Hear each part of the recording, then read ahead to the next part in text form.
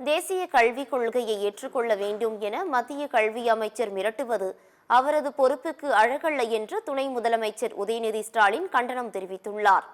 தேசிய கல்விக் கொள்கை விவகாரத்தில் தமிழ்நாட்டு மாணவர்களின் எதிர்காலத்தை மாநில அரசு பாழடித்து வருகிறது என்றும், தமிழக எம்பிக்கள் நாகரிகமற்றவர்கள், ஜனநாயக விரோதமானவர்கள் என்றும் மத்திய கல்வி அமைச்சர் தர்மேந்திர பிரதான் நாடாளுமன்றத்தில் பேசியிருந்தார். இதற்கு பல்வேறு அரசியல் கட்சி தலைவர்கள் கடும் கண்டனம் தெரிவித்து வருகின்றனர். இந்த நிலையில் துணை முதலமைச்சர் உதயநிதி ஸ்டாலின் வெளியிட்டுள்ள எக்ஸ் தள பதிவில் மத்திய கல்வி அமைச்சர் தர்மேந்திர பிரதான் நாடாளுமன்றத்திலேயே தமது எரிச்சலை கக்க இருக்கிறார் என்று குறிப்பிட்டுள்ளார்.